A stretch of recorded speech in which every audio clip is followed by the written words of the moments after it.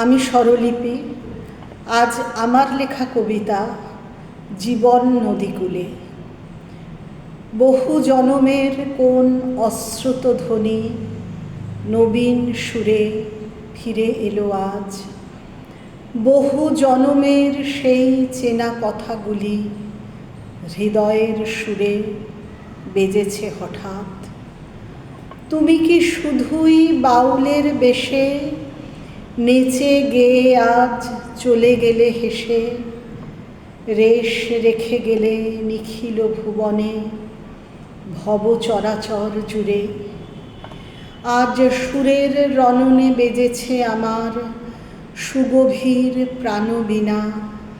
হৃদয়ে আমার চেয়েছে ছুঁতে তব পদরেণুকণা।